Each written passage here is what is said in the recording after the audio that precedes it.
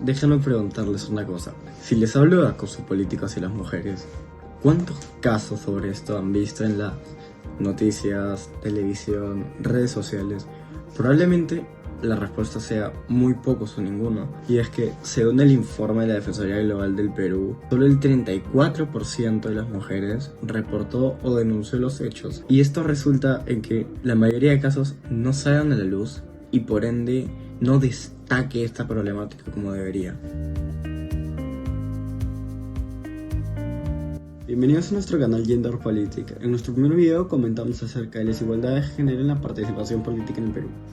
En esta ocasión hablaremos acerca del acoso político debido a que es una problemática que sigue acechando a muchas mujeres y no puede ser que eso se esté pasando por alto o no se le dé la importancia debida.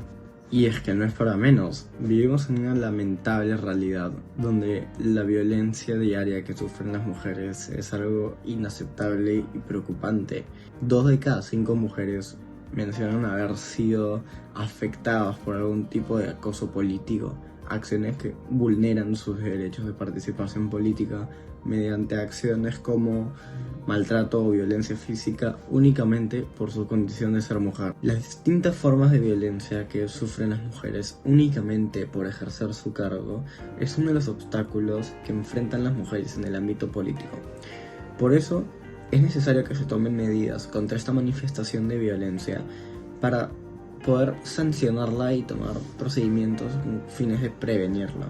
Ya con todo esto dicho, procederemos a hablar sobre 3 puntos claves: tipos de acoso y antecedentes en las elecciones regionales y municipales de 2014 y 2016, la ley, penalización y marco normativo y político nacional, y avances y desafíos para el futuro.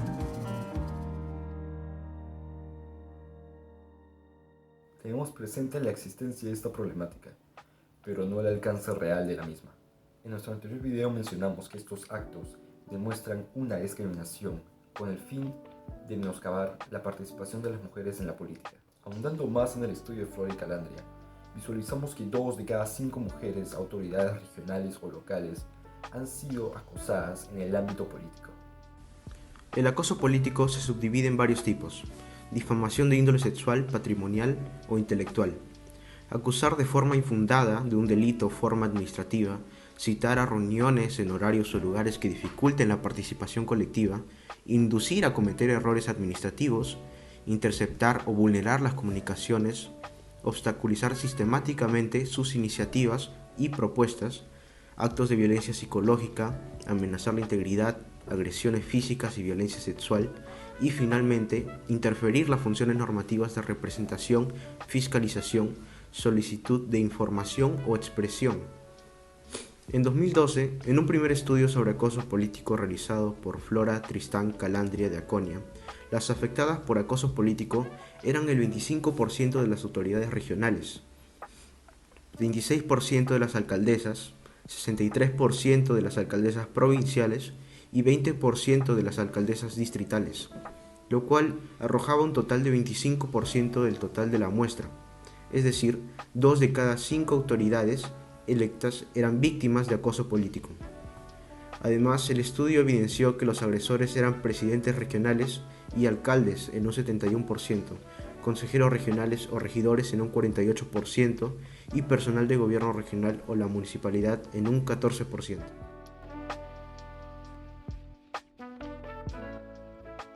El reconocimiento del derecho a la participación política de las mujeres ha tenido un proceso pausado y paulatino a nivel normativo, internacional y sobre todo nacional.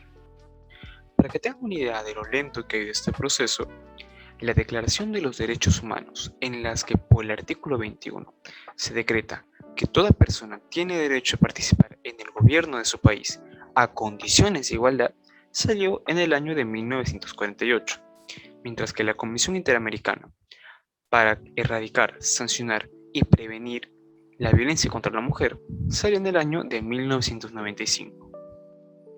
Es importante recordar que el voto para la mujer fue otorgado en el año de 1955 con la promulgación de la Ley 12.391, bajo el cumplimiento de ciertos requisitos. De esta forma, se otorgó el derecho de sufragio a las mujeres mayores de 21 años y casadas con la mayoría de edad, o sea, 18 años. En ambos casos, este derecho se encontraba condicionado a que las mujeres supieran leer y escribir.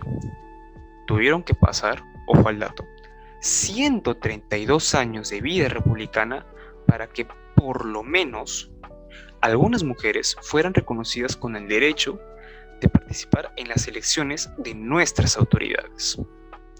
Un ejemplo de esto son las elecciones de 1956, donde las mujeres sufragaron por primera vez. Esta participación política fue minoritaria, al representar solo el 34% del electorado nacional. El resultado fue de 8 diputadas y una senadora, es decir, el 2 y el 3% en cada cámara respectivamente.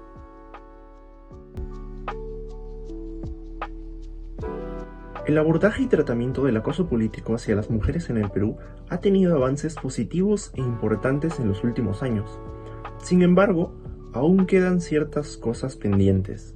Entre ellas, un registro sobre los casos que puedan significar acoso político para que sea útil a los tomadores de decisión y actores involucrados en el tema a tomar las decisiones correspondientes. Y de este esfuerzo interinstitucional se ha obtenido un nuevo texto, llamada Ley número 673/2016, que por el momento parece contener una visión más integral y coordinada sobre los alcances de la figura, las competencias de las entidades públicas y el procedimiento que podría seguirse en caso sea denunciado un caso de acoso político. Y dicho esto, el actual reto es conseguir la aprobación de esta ley. La figura de acoso político también ha sido asumida como una modalidad de violencia de género en el Plan Nacional contra la Violencia de Género 2016-2021, lo que es un gran avance para su tratamiento, puesto que así se podrá trazar una línea que involucre a varias entidades del Estado.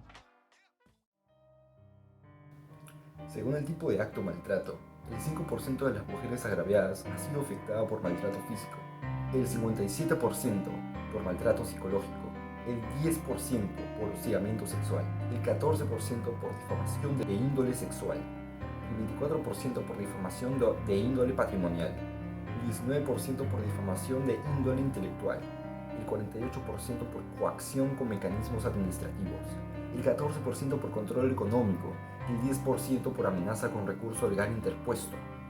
Eso significa que 3 de cada 10 mujeres señalan haber sido víctimas de alguna agresión o violencia durante su participación política en el proceso electoral.